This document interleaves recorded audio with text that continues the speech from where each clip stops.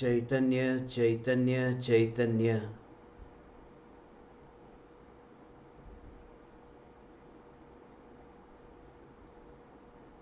चैतन्य स्वभावी भगवान आत्मा की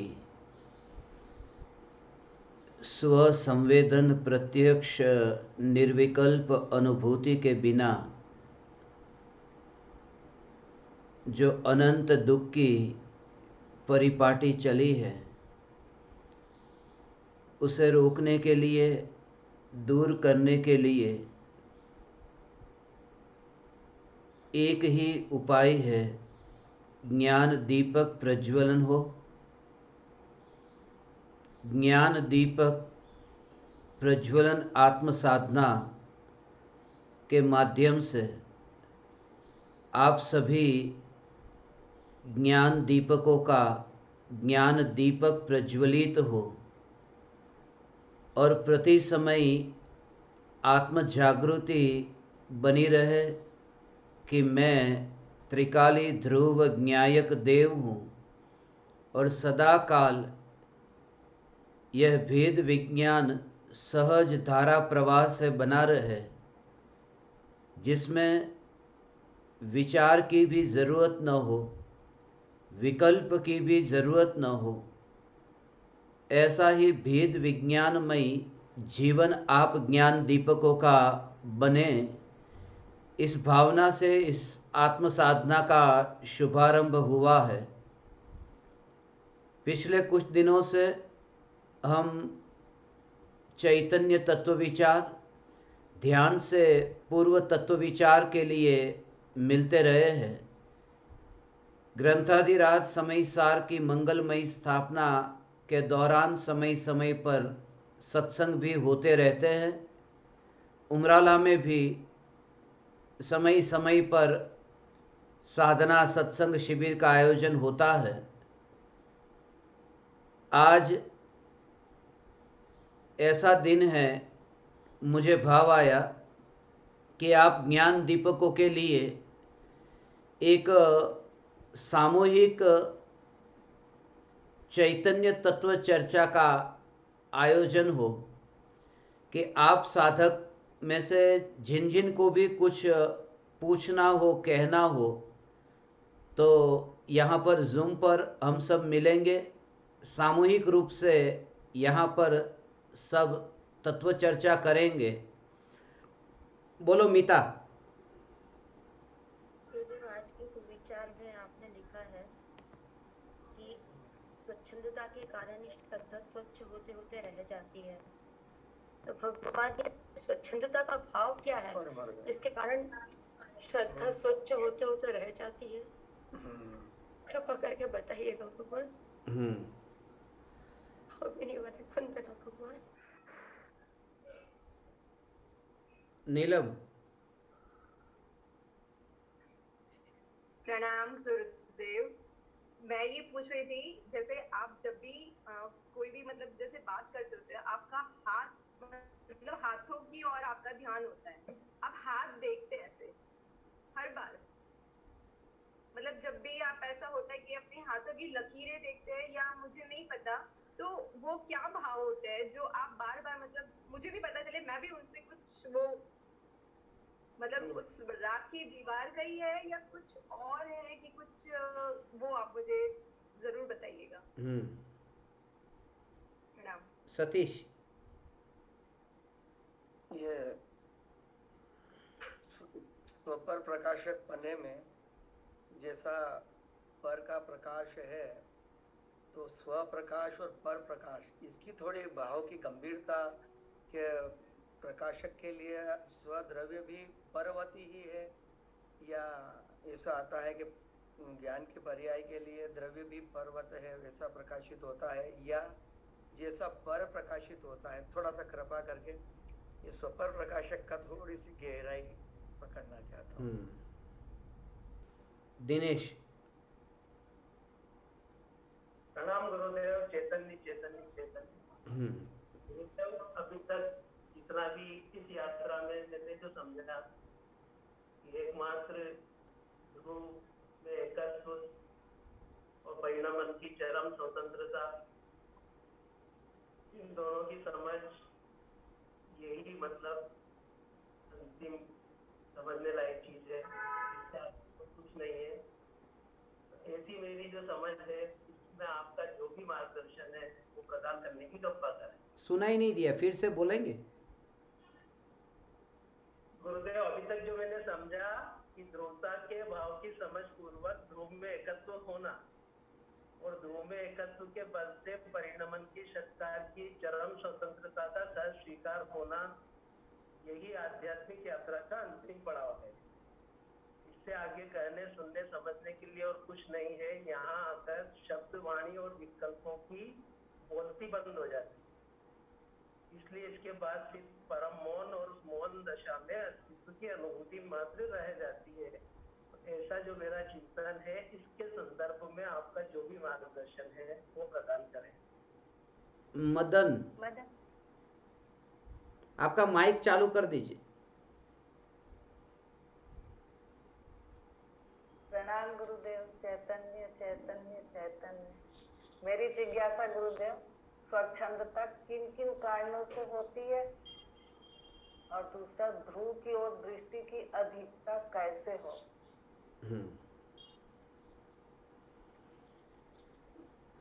अभी आप सभी की शंका मैंने सुनी।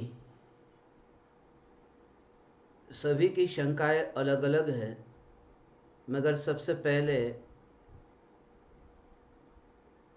जो शंका पूछी और सबसे अंत में जो शंका पूछी वो एक समान है, स्वच्छंदता के बारे में है।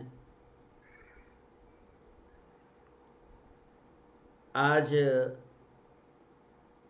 जो मैंने आपको वाक्य लिख कर के भेजा था कि स्वच्छंदता के कारण श्रद्धा स्वच्छ होते होते रह जाती है। परम कृपालु देव ने स्वच्छंदता को निर्विकल्प अनुभूति के मार्ग में आने वाला एक बहुत बड़ा पत्थर कहा है। स्वच्छंदता का सीधा सा अर्थ है कि अपनी मति कल्पना से निर्णय लेकर के मार्ग पर यात्रा करने की चेष्टा करना। अपनी मति कल्पना से स्वयं को जैसे ठीक लगे, स्वयं को जैसे अनुकूल लगे, उसी प्रकार से तत्व के सब सिद्धांत है जो ज्ञानियों ने वस्तु स्वरूप समझाया है। ऐसे सिद्धांतों को अपनी रुचि के अनुसार घटित करना, वो एक स्वच्छंदता है जिसका आत्मसिद्धि शास्त्र की 15, 16, 17 और 18 ये 4 गाथाओं में कृपालु देव ने वर्णन किया है।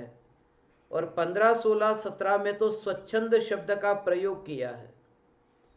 18वीं गाथा है जिसमें स्वच्छंद शब्द का प्रयोग नहीं किया, मगर निज छंद का प्रयोग किया है। वो गाथा भी आपने सुनी होगी, मानादिक शत्रु महा निज छंदे न मराई, जाता सदगुरु शरण मा अल्प प्रयासे च। तो वो जो स्वच्छंदता है कि अपनी मति कल्पना से जैसे रुचि कर लगा ऐसा निर्णय लेकर के उस रूप में तत्व को ग्रहण करना। मेरी ये भावना है कि इस बार जो उमराला में शिविर होने जा रही है, इस शिविर का विषय ही ये रखा जाए स्वच्छंदता के संबंध में। इसलिए 3 दिन के शिविर के दौरान किन किन प्रकार से, क्योंकि ऐसा परम तत्व ज्ञान जो हमें प्राप्त हुआ है, जीवों को ऐसा हो कि इतनी अनंत अनंत जीवों को जो नहीं मिला, निगोद में भटक रहे हैं, जन्म मरण के दुख भोग रहे हैं। और हमको ऐसे पंचम काल में भी, कल मैंने आपको कहा था ना कि ऐसा काल है, ऐसे युद्ध का समय है। पूरी दुनिया में देखो क्या चल रहा है। अमेरिका कहता है रूस को खत्म कर दो, रूस कहता है अमेरिका को खत्म कर दो, यूक्रेन को खत्म कर दो। और ये दोनों कहते हैं कि चाइना को खत्म कर दो, चाइना कहता है भारत को खत्म कर दो, भारत कहता है कि हमारी तो कोई इच्छा नहीं है, सब लोगों की इच्छा पूरी कर दो। अनिच्छुक है हम, तो कोई इच्छा वाले नहीं है। तो इस तरह से जहां अभी जो इस काल में ऐसा माहौल चल रहा है, ऐसे इस काल में ये जो चैतन्य परमात्मा की पुकार हमें मिली, न्यायक भाव का स्वरूप सुनने को मिला, और फिर भी यदि अनुभूति से वंचित रह जाए तो फिर हम जैसा अभागा कोई भी नहीं। तो मैं ये इस शिविर का अंदर उद्घाटन करना चाहता हूं कि किन किन प्रकार से हम स्वच्छंदता का स्वरूप समझ करके स्वच्छंदता को दूर करें। जैसे मैंने आपको पहले भी कहा कि कमजोर लोग हैं, वह अपनी कमजोरी को बड़े बड़े सिद्धांतों की आड़ में छुपाते हैं कि ये तो शास्त्र में ये लिखा है। अब ठीक तरह से देख करके नहीं चले और गिलास फूट गया, अब बचना था तो परिवारजनों के सामने बोल दिया, मैं क्या करूं, प्रत्येक द्रव्य स्वतंत्र है। अब पार्टी में जाने का मन हो रहा था और पार्टी में चले गए, नाचे कूदे। किसी ने कहा ये नाचना कूदना ये तुमको शोभा देता है। ज्ञानियों ने कहा है व्यवहार अपनी भूमिका अनुसार करना चाहिए। तो जैसा जैसा अपने को लगता हो कि ये ठीक है, उसमें शास्त्र के सिद्धांत को आधार बना देना। भूल तो सबसे होती है, सब स्वच्छंदी नहीं है, मगर भूल करके ज्ञानियों के वचनों को प्रमाण मान करके उनको आगे रख करके अपनी भूल को ढकना, छिपाना, यह स्वच्छंदता है। और इस तरह से स्वच्छंदता अलग अलग प्रकार से कैसे हमारे अंदर पुष्ट होती है, उसका विवेचन विस्तार से तो मैं शिविर के दौरान करूंगा। अभी थोड़ी देर पहले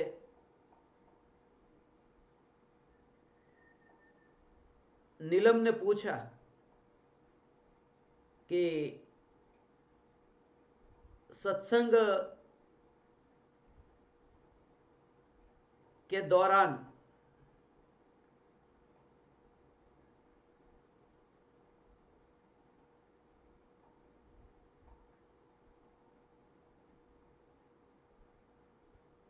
मैं हाथों को देखता हूं। उन्होंने हाथों की लकीरों के बारे में कहा। मैं लकीरों को नहीं देखता हूं, मैं कोई ज्योतिष नहीं हूं कि हाथों की लकीरों को देख करके कि आज का सत्संग कैसा होने वाला है, लाओ थोड़ा भविष्य जान लूं। क्योंकि मैं इस हस्तरेखा पर भरोसा नहीं करता। इसके बारे में मैंने कहा ना, एक बार ऐसा ही हुआ था। मुंबई के अंदर रास्ते पर ज्योतिष लोग बैठे रहते हैं, 101 रुपया, 251, 501। तो मैं तो रास्ते से जा रहा था, प्रिंसेस स्ट्रीट के वहां पर, प्रिंसेस स्ट्रीट है वहां, उसके पास में वहां पर लोग बैठे रहते हैं। अब मेरे पास तो खाने के पैसे नहीं थे, मगर बोल रहा है ज्योतिष, बोला चल देख दिखा देता हूं। तो देखा, उसने कहा कि आपके हाथों की लकीरों से ऐसा लगता है कि आप 50 साल के जब होंगे तब करोड़पति होंगे, और 60 साल के होंगे तो अरबोपति होंगे, और 70 साल में तो आप एक बहुत बड़े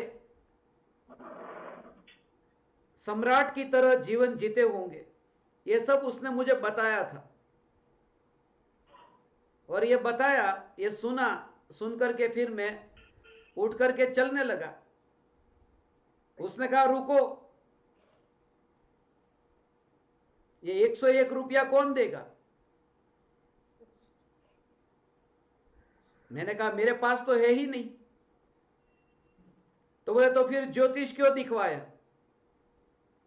मैंने उसे कहा कि 5 मिनट के बाद तुझे 101 नहीं देने वाला हूं, ये तेरे ज्ञान में नहीं आया, और 50 साल के बाद मैं करोड़पति होने वाला हूं, ये तेरे ज्ञान में कैसे आ गए? तू इतना बड़ा ज्योतिष है तो तेरे को समझ होनी चाहिए कि ये आदमी 5 मिनट के बाद में 101 नहीं देने वाला, भविष्य का ज्ञाता है ना।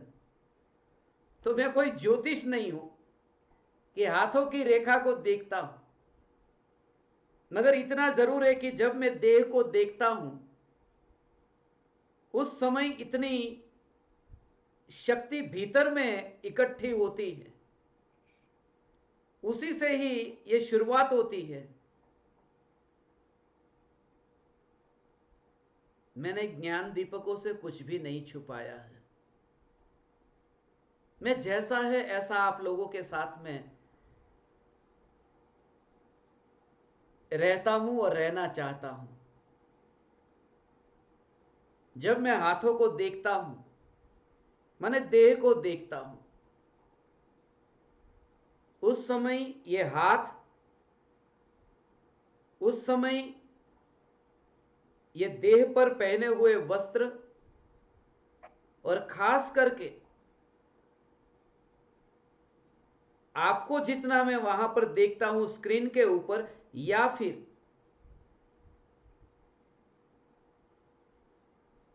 प्रत्यक्ष सुनने वाले श्रोताओं को, तो ये शरीर के परमाणु को उतना ही दूर देख करके ये बोलने का भाव आता है।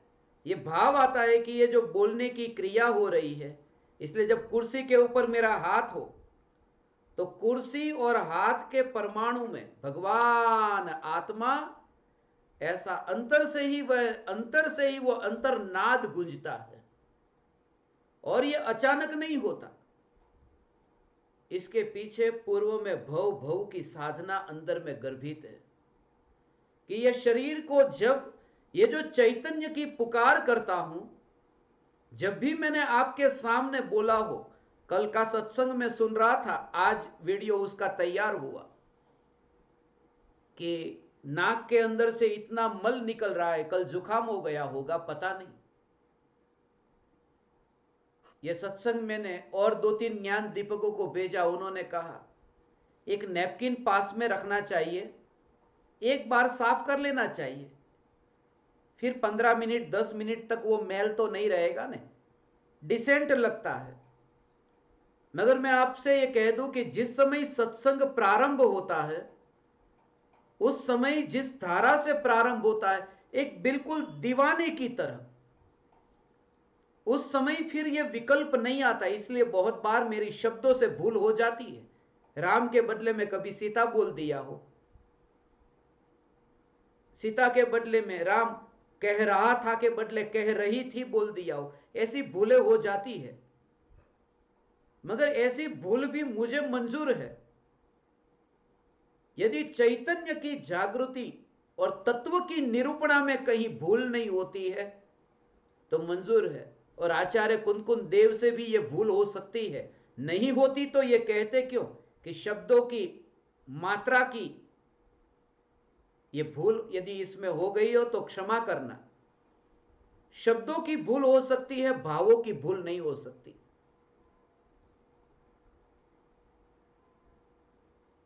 इसलिए मैंने बहुत बार आपसे कहा है, एक दीवाने की तरह हम बैठे, दीवाने की तरह बैठे इतनी गहराई में जाकर के। इसलिए तो आज तक ऐसा कोई सत्संग नहीं, सत्संग के बाद में सीधा मैंने आपको भेज दिया हो। सत्संग होने के बाद में मैं उस सत्संग को खुद सुनता हूं और फिर आप तक भेजता हूं, क्योंकि मुझे स्वयं को ही पता नहीं होता सत्संग में क्या बोला गया। जिस समय बोला गया है उस समय मुझे नहीं पता,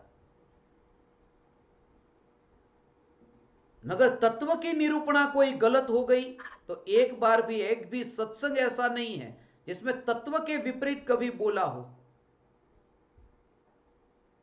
मगर मुझे नहीं पता उस समय क्या बोला गया।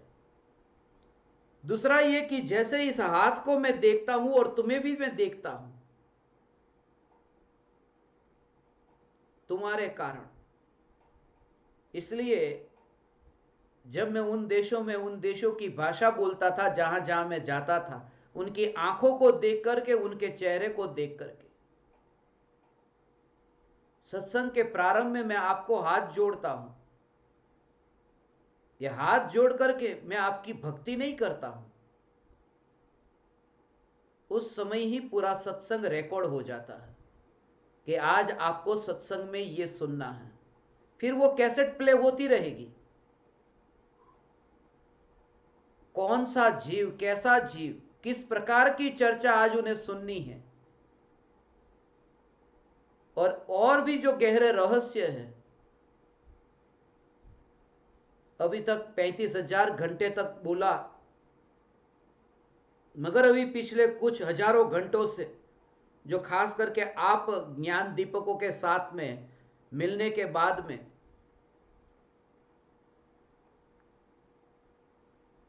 मैं आनंदित हूं कि इसलिए मैं आपका ऋणी और अपने को मानता हूं कि आपके संग में रह करके ये जो आत्म साधना में निरंतर जो उत्तरोत्तर वृद्धि जो मुझे स्वयं में अनुभव में आ रही है, इसमें आप निमित्त बने हैं। इसलिए मैं यदि गुफाओं में और वन वन में और जगह जगह में जाकर के सत्संग के लिए, ठीक है, ये कहता हूं आपके लिए, सत्य तो यह है कि मेरे लिए।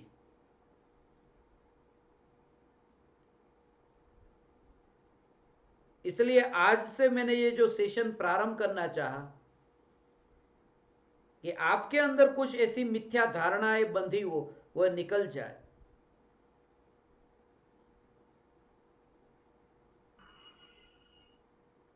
और उस समय नया तैयार नहीं करना पड़ता।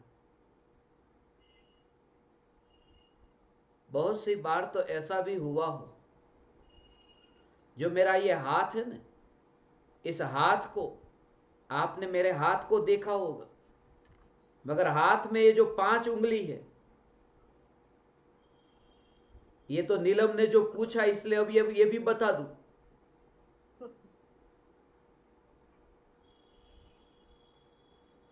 ये 5 उंगली है, और मैं जब बैठता हूं तब मेरा हाथ ऐसा होता है। ये जो हाथ रखता हूं तो ऐसा, यहां पर जब हाथ के ऊपर हाथ धरे हो ऐसे, तो अंगूठा जो मेरा होता है वो ऐसा रहता है, इसके ऊपर, बीच वाली उंगली के ऊपर। और बीच वाली उंगली में भी बिल्कुल सेंटर में, यहां 3 है ना ये, उसमें बीच में सेंटर में यहां पर मेरा अंगूठा रहता है। क्योंकि वैसे भी ये 5 उंगली में बिल्कुल केंद्र पर है ये बीच की, उसमें भी 3 है, उसमें भी केंद्र पर है ये। तो पूरे हाथ में जो केंद्र पर, सेंटर पर, ये बीच वाला, उसको सेंटर पर देख करके कि चैतन्य तत्व, उसको मैं दबाता भी हूं, वहां जो फील होता है दबाते समय कि यही चैतन्य और वही सेंटर में बना रहे, उस भाव से सत्संग का प्रारंभ होता है। चैतन्य तत्व ही इस सत्संग का केंद्र बिंदु रहे, और जो चैतन्य तत्व समस्त प्रकार की अवस्थाओं से, गुणस्थान से, मार्गणास्थान से, जीव स्थान से बिल्कुल पार है। और वो इसलिए क्योंकि गुणस्थान 14 है, मार्गणास्थान 14 है, जीव स्थान 14 है। जब मैं ये बीच वाले भाग को छूता हूं, तब जो बाकी के 14 है, क्योंकि 3 3 5 उंगली 15, तो वो 14 से न्यारा जो बिल्कुल सेंटर में चैतन्य, वो उस समय एक बार ऐसे दबा करके ये अंगूठे से, इसलिए मैं बहुत बार कहता हूं, जब पैर में कांटा चुभता है तब पैर की याद आती है। जब अंगूठे का नख इस उंगली को छूता है, दर्द होता है, तब चैतन्य की याद आती कि ये चैतन्य दर्द वाला नहीं, ज्ञान में जो ज्ञान का अनुभव हुआ वह, मगर वो अचानक नहीं होगा, वो तो पूरे जीवन भर जिसका है उसको इतना ही इंडिकेशन पर्याप्त है, एक सिंबल है खाली बस। अब कोई ऐसा करके बैठ जाए और समझे कि बस चैतन्य तत्व केंद्र, जरूरी नहीं है। और ये सभी की अपनी अपनी मौज है, जिस निमित्त से बने, जैसे भी करके बने। मगर मैं ज्योतिष नहीं हूं, चैतन्य तत्व केंद्र बिंदु है। मैं हस्त रेखा को नहीं देखता, मैं ज्ञान की रेखा को देखता हूं उस समय, जो रेखा टूटती नहीं है। मैं बिंदु को नहीं देखता, मैं रेखा को देखता हूं। सतीश ने पूछा है स्वपर प्रकाशन स्वभाव के बारे में, कि आत्मा का जो स्वभाव है वह स्वपर प्रकाशक।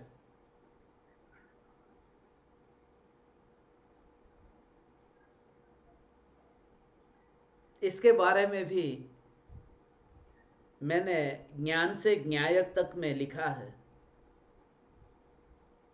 आत्मा स्वप्रकाशक है या पर प्रकाशक है या स्वपर प्रकाशक है, स्वपर प्रकाशक है, आत्मा का स्वभाव है। मगर ये जो स्वपर प्रकाशक स्वभाव है कि स्व को भी जाने और पर को भी जाने, ज्योति का स्वभाव है कि ज्योति से ज्योति भी प्रकाशित हो और ज्योति से अन्य पदार्थ भी प्रकाशित हो। ऐसे ही ज्ञान का स्वभाव है कि अपने को भी जाने और जगत को भी जाने। जगत को जाने ये बात में दम नहीं है, जगत जानने में आ जाए, जगत प्रकाशित हो जाए। क्योंकि जगत में जाकर के जगत को जानना थोड़ी है, अपने में रह करके, अपनी सत्ता में रह करके जगत को जानता। इसलिए ये कहा ना, केवली भगवान के ज्ञान में लोकालोक जानने में आ जाता है, क्योंकि स्वभाव वहां पूर्ण स्वभाव व्यक्त हो गया। तो जो स्वभाव व्यक्त होता है तब वो ज्ञान में जानने में आ जाता है, जो स्वभाव व्यक्त होता है। आत्मा स्व को जानता है या पर को जानता है। निर्विकल्प अनुभूति के काल में भी स्व पर को जानता है। इसका भी बहुत सूक्ष्म भाव, निर्विकल्प अनुभूति और पर को जानता है। कि जिस समय जैसे 4 बजे निर्विकल्प अनुभूति हुई, और निर्विकल्प अनुभूति के काल में पूरा जो द्रव्य है ना भगवान, ये द्रव्य प्रमाण का विषय, ऐसा जो द्रव्य जो ज्ञान का विषय बनता है, तो ये ज्ञान का विषय जो द्रव्य है, ये द्रव्य ज्ञान में जानने में आता है। तो उसमें क्या है कि जब सम्यक दृष्टि ज्ञानी को आत्मा की अनुभूति के बाद में, जैसे बेंसरी बेन ने लिखा ना, अतीन्द्रिय आनंद नो सागर, हम उछलतो तो आनंद का सागर ऐसे उछल रहा था अनुभूति के काल में। तो वो आनंद का सागर द्रव्य है, न्यायक देव है या फिर पर्याय है? ये वो तो पर्याय है। अतीन्द्रिय आनंद का सागर तो पर्याय में उछला ने, तो उस समय भी वो जानने में तो आ रहा था ना। अकेला त्रिकाली ध्रुव भगवान आत्मा जानने में नहीं आ रहा था, अतीन्द्रिय आनंद का उछलता सागर भी ज्ञान में जानने में आ रहा था। तो अतीन्द्रिय आनंद जानने में आ रहा था या आत्मा? कि अतीन्द्रिय आनंद सहित पूरा द्रव्य जो है वो पूरा जानने में आ रहा था। तो दृष्टि के विषय की अपेक्षा से बात करो तो एक है त्रिकाली ध्रुव भगवान आत्मा स्व, और पर्याय जो है वो पर्याय है वो पर। तो निर्विकल्प अनुभूति में त्रिकाली भी जानने में आया और वो पर्याय भी अतीन्द्रिय आनंद की जानने में आई। तो इस अपेक्षा से स्व भी जानने में आया और पर भी जानने में आया। ऐसा स्वपर प्रकाशक अनुभूति के काल में। और दूसरी बात कि निर्विकल्प अनुभूति के काल में भगवान आत्मा को जाना, मगर वो पर्याय को पूरा आत्मा कह दो चलो, मगर देह को तो नहीं जाना ना, पर को नहीं जाना ना।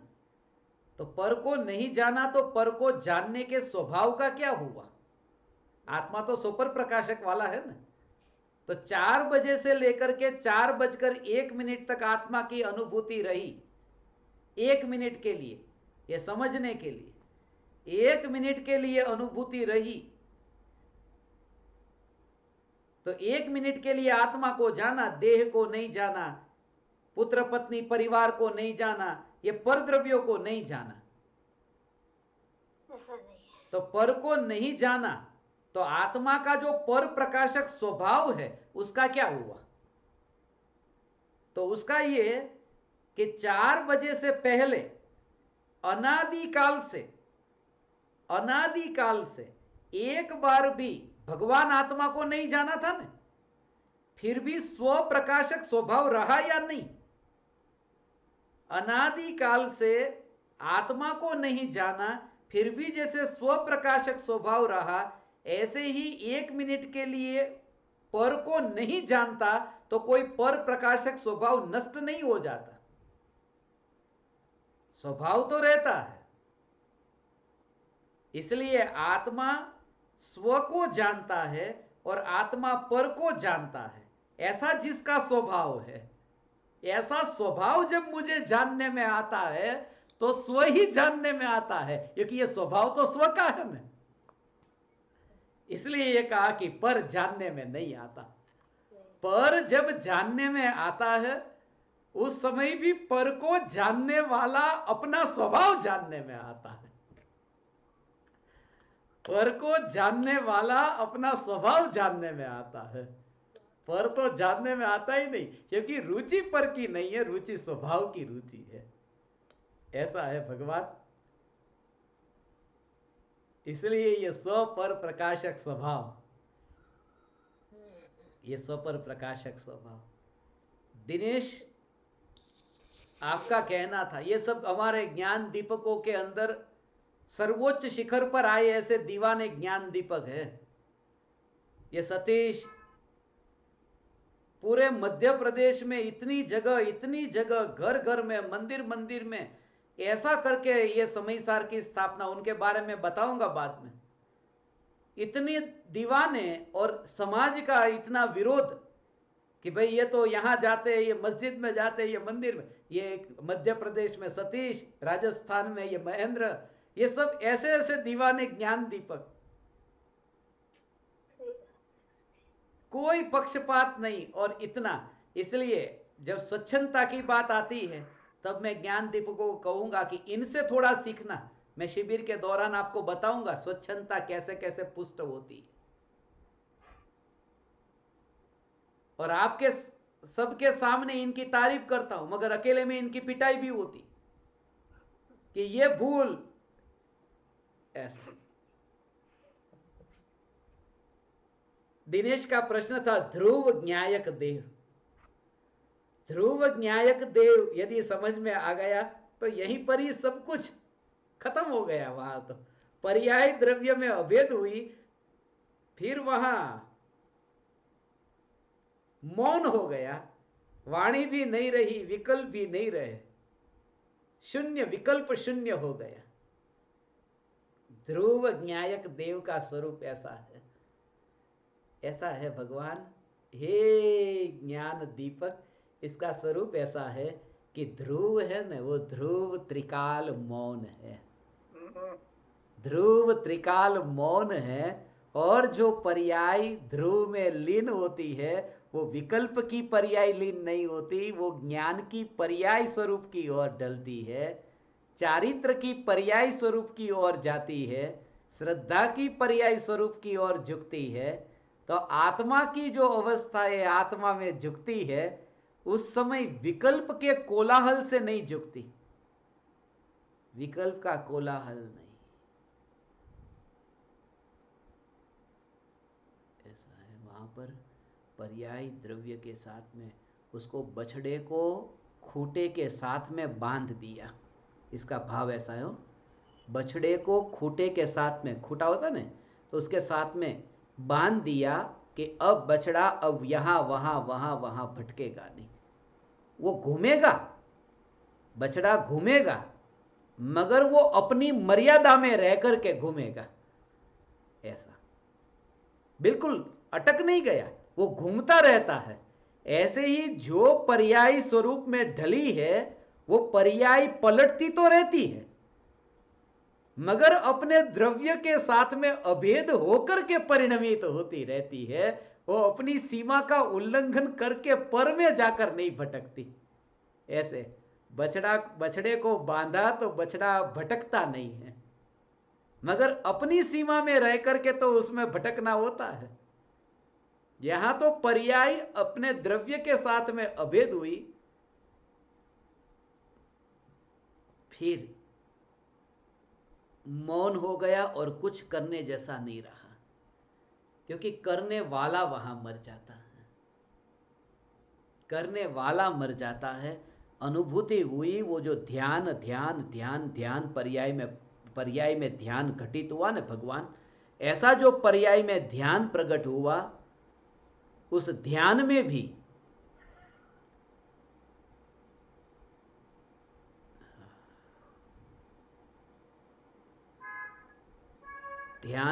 वो जो त्रिकाली ध्रुव, ये ध्येय जब आया, तब अभी मैं भगवान आत्मा को जान लूं, ऐसा भी नहीं हो। इतना सहज भाव ऐसा है, अभी मैं भगवान आत्मा को जान लूं, ऐसा भी भाव नहीं है। भगवान जानना हुआ बस। इतनी सहजता का मतलब चेष्टा पूर्वक नहीं, सहजता का मतलब कि भविष्य की आकांक्षा नहीं, अपेक्षा नहीं, अंदर चला जाऊं ऐसा नहीं, वह मुझ में आ जाए ऐसा नहीं, कुछ नहीं।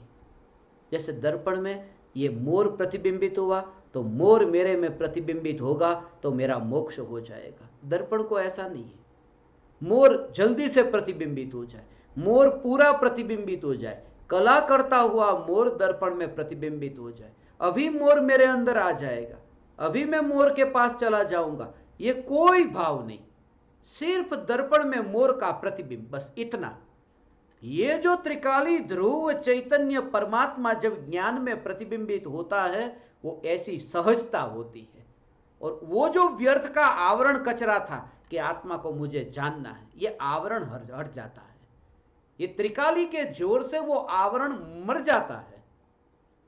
वो आवरण अभी रहा न कि मैं भगवान आत्मा को जानना चाहता हूं, मुझे तो बस एक आत्मा की अनुभूति करनी है।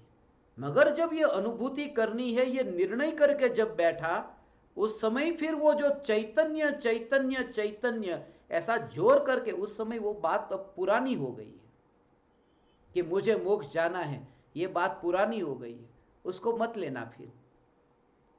क्योंकि उस समय जो तुम्हें न्यायक का विचार करके जो अंदर में तुम्हें अनुभव होगा कि मिथ्यात्व इतना इतना जो गाढ़ था वो इतना ढीला हो रहा है, मिथ्यात्व ढीला हो रहा है, परिणाम नहीं हो, मिथ्यात्व ढीला हो रहा है। अब परिणामों के साथ भी तुम्हारी पकड़ ऐसी नहीं रहती, तुरंत तुम अंदर से ऐसे भेद ज्ञान करते हो, बोलना नहीं, वहां पर भी अंदर में समझ समझ समझ से भरपूर हो जाते हो। फिर तुमने आज कोई ऐसा पाप कर दिया, आज कोई ऐसा पुण्य कर दिया, तो कोई भी शुभ अशुभ भाव आएंगे, वो आए मुझे ऐसा नहीं, तुम्हारा जोर ज्ञान पर रहेगा कि ज्ञान में जो प्रतिबिंबित हुआ है,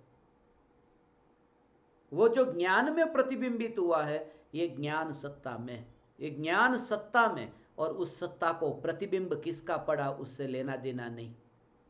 वो रचना जो हुई है वो विकल्प की रचना का रस मर जाएगा, और ज्ञान की जो रचना हुई है जिसमें विकल्प प्रतिबिंबित हुआ, उस ज्ञान की रचना में भी रचना पर नहीं, ज्ञान की रचना में ज्ञान की सत्ता पर तुम्हारी दृष्टि जाएगी। ज्ञान की रचना हुई, ज्ञान की रचना में ज्ञान की सत्ता के ऊपर दृष्टि जाए, विकल्प पर तो नहीं। मगर विकल्प जिस ज्ञान में प्रतिबिंबित हुआ उसमें भी वो ऐसा ऐसा ऐसा ऐसा, वहां पर ऐसा स्वरूप है, ऐसा स्वरूप है। यहां पर ऐसे अंधेरे में मटका हो और ज्योति जल रही हो, तो ज्योति जल रही, तो मटका जो प्रकाशित हो रहा है ना, मटका जो प्रकाशित हो रहा है, तो मटका तो तुम्हें दिखाई नहीं दिया, मटके का आकार वहां पर छूने नहीं गए, मटके का आकार छूने नहीं गए, मगर ये जिससे ये मटका प्रकाशित होता है ऐसे ज्योति को छुआ, उस समय तुम्हें कोई पूछे कि मटके का आकार तो तुम्हें पता नहीं, मगर ज्योति का आकार तो पता है ना, तुम बताओ ज्योति का आकार कैसा था, तुमने तो छुआ है ना ज्योति के आकार को, तुम कहोगे कि छुआ, मगर आकार को छूते समय भी वो आकार का विकल्प नहीं था। ज्योति के बारे में मुझे पूछो तो मैं इतना कहूंगा कि गर्म है वो ज्योति, वो जो अनुभूति हुई वो उसकी, उसके आकार की नहीं, उसके स्वभाव की अनुभूति। ऐसे ही ज्ञेय के आकार की तो रुचि नहीं, विकल्प का तो रस नहीं होगा भगवान, मगर विकल्प जिस ज्ञान में जानने में आता है उस ज्ञान के आकार में ज्ञान के आकार की रुचि नहीं रहेगी, ज्ञान के आकार में भी, ज्ञान की रचना में भी ज्ञान की रुचि रहेगी। और उस वजह से क्या होगा कि नया नया नया नया नया नया नया नया ज्ञेय होगा ना, फर्क नहीं पड़ेगा वो ऐसा, क्योंकि तुम ज्ञान ज्ञान ज्ञान को देखते हो। ज्ञान के आकार के बारे में एक आदमी है ना, वो 70 साल का बूढ़ा गांव के बाहर वहां बैठा है और उसको ऐसी इच्छा है, वो तो वहां पर गांव के बाहर बिल्कुल अपनी मस्ती में है। तो वहां पर कोई एक आदमी आया और उस आदमी ने आकर के इस 70 साल के बूढ़े को पूछा कि मैं इस गांव में ठहरना चाहता हूं, इस गांव के लोग कैसे हैं? ये 70 साल का बूढ़ा बोला, इस गांव के लोग कैसे हैं ये बताऊं, उससे पहले मुझे तुम बताओ कि तुम जिस गांव से निकलकर यहां आए हो उस गांव के लोग कैसे थे? उस आदमी ने कहा, उस गांव के लोग तो बहुत बुरे लोग थे, इतने बुरे कि उनका नाम ही मत लो। जैसे ही उनका नाम लेते हो कि मेरे शरीर में ये जो नसों में खून दौड़ता है उसकी गति इतनी बढ़ जाती है कि जैसे खून बाहर निकल जाएगा। उस गांव के लोग के बारे में पूछो ही मत। उस 70 साल के बूढ़े ने कहा, ये गांव मेरा परिचित है, 70 साल से इस गांव के लोगों को मैं जानता हूं, इस गांव के लोग उस गांव के लोग से भी खराब है, मत रहना, तुम यहां से चले जाओ। थोड़ी देर के बाद में दूसरा आदमी आया, उसने कहा इस गांव में मुझे ठहरना है, इस गांव के लोग कैसे हैं? फिर यह बूढ़ा बोला, इससे पहले कि इस गांव के बारे में बताओ, यह बता दो कि उस गांव के लोग कैसे थे। उस व्यक्ति ने कहा, उस गांव के लोग की तो याद ही मत लाओ, जैसे ही याद आती है कि मेरी आंखें गीली हो जाती। उस गांव के लोग इतने अच्छे थे, ये तो मजबूरी, कैसा मेरा पाप कि मुझे उस गांव को छोड़ना पड़ा, मजबूरी में, रोजी रोटी में मुझे उस गांव को छोड़ करके यहां आना पड़ा। बाकी उस गांव के लोगों को देखता हूं तो मुझे परमात्मा याद आता है। उस बूढ़े ने कहा, 70 साल से इस गांव को मैं जानता हूं, इस गांव के लोग उस गांव से भी बेटर है, आ जाओ, इस गांव में तुम्हारा हार्दिक स्वागत है और मैं तुम्हारा स्वागत करने के लिए यहां बैठा हूं, क्योंकि मुझे पता चला कि आज कोई ऐसा इस गांव का दीवाना और इस गांव में रहने योग्य ऐसा कोई व्यक्ति यहां आने वाला है। एक तीसरा व्यक्ति वहां पर था, उसने ये दोनों बातें सुनी, उसको झटका लगा, ये बूढ़ा या पागल हो गया है। एक को कहता है कि गांव के लोग बुरे हैं, दूसरे को कहता है गांव के लोग बहुत अच्छे हैं। वास्तव में गांव के लोग तो गांव के लोग हैं। उसका कहने का मतलब कि यदि पहले तुम्हारी नजर में जैसा था तुम वहां पर बुराइयां देखते थे तो तुम्हें यहां पर भी बुराइयां दिखाई देगी। तुम्हें वहां अच्छाइयां दिखती थी तो तुम्हें यहां भी अच्छाई दिखाई देगी। इसलिए तुम देखो, जो व्यक्ति लड़ाकू होता है ना, वो कहीं पर भी जाएगा लड़ाई करके आएगा, और जो व्यक्ति प्रेम वाला है जहां जाएगा वहां मित्रता बना करके ही आएगा। वो पता नहीं, वो व्यक्ति ऐसा महान वैज्ञानिक है कि खोज कर ही लेता है, कहीं पर भी जाकर के शत्रु की खोज करना हो तो कर लेता है, मित्र की खोज करना है तो कर लेता है। तुम कैसे हो ये महत्वपूर्ण है, तुम कैसे हो।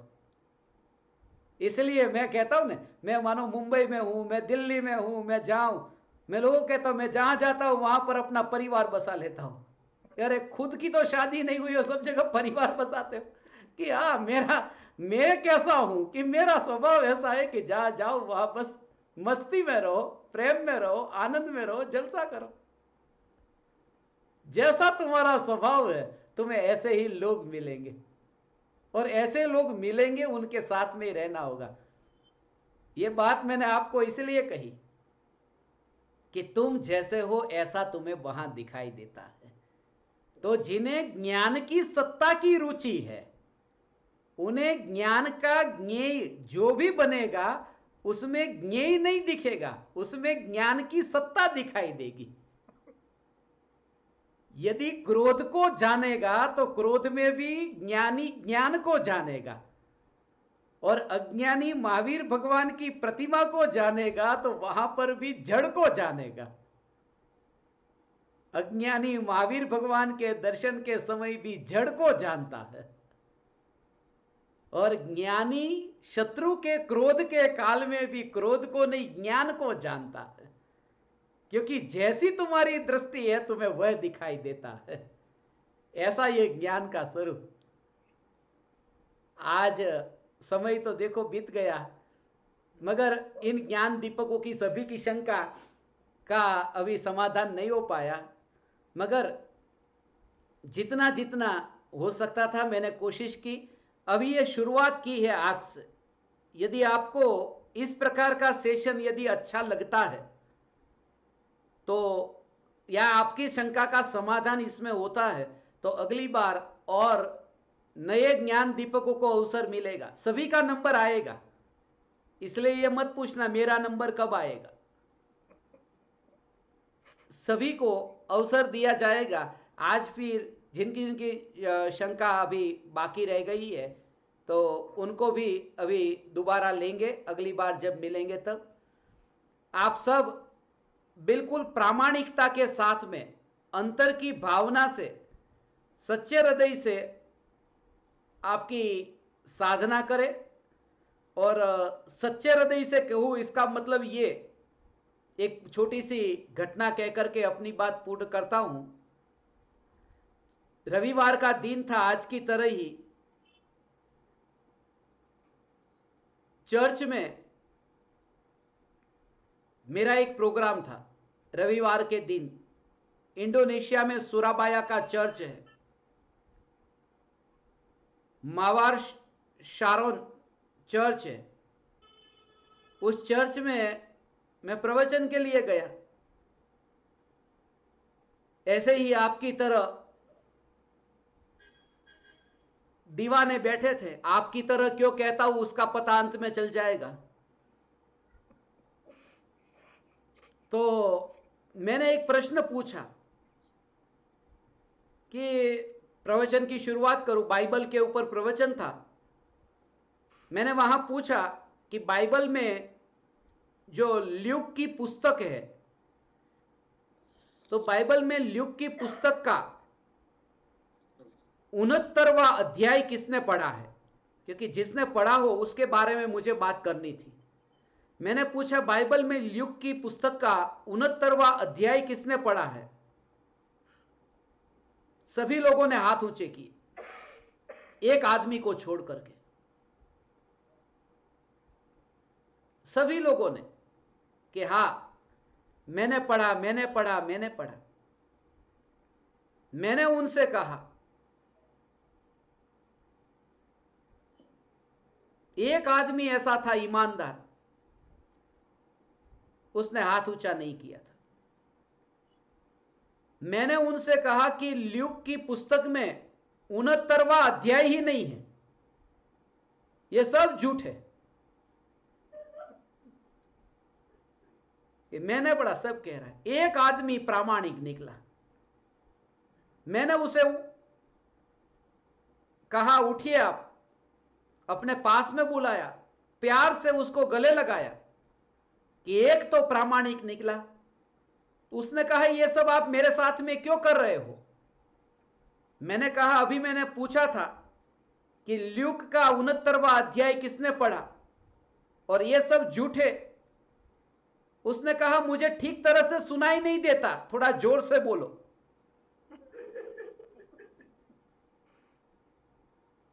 सबके सब ऐसे। ज्ञान दीपकों से इतना कहना है, क्योंकि जो रिपोर्ट मेरे पास में आए हैं, ऐसे इतने रिपोर्ट मेरे पास में आए जिनका नाम मैं अभी यहां नहीं लेता हूं, 31 तारीख तक की सब टिक करके राइट किया है। फरवरी महीने में 28 दिन होते, 31 नहीं होते। ये झूठे लोग, ल्यूक में 69वां अध्याय नहीं होता, ऐसे ही फरवरी में 31 दिन नहीं होते। और जब मैंने ऐसे ज्ञान दीपकों को कहा कि सच्चा रिपोर्ट भेजो, तो कहते हमको पता नहीं था फरवरी में 28 दिन ही होते।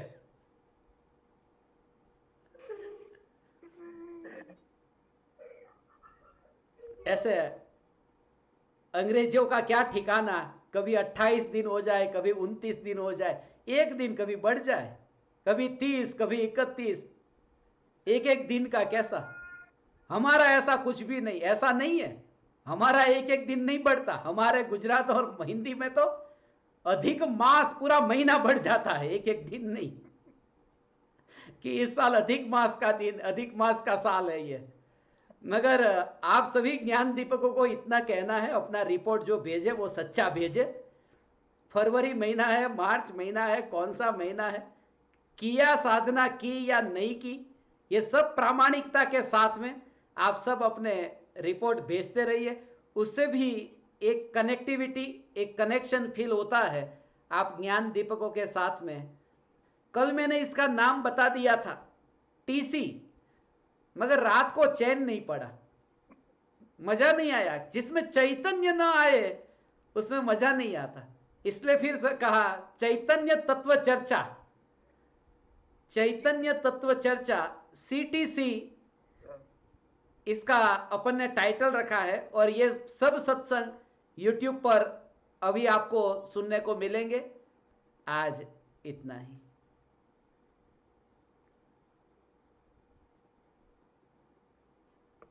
अहो अहो श्री सद्गुरु करुणा सिंधु अपार, इस पामर पर प्रभु किया अहो अहो उपकार, अहो अहो उपकार। देह सहित जिनकी दशा, वरते देहातीत, उन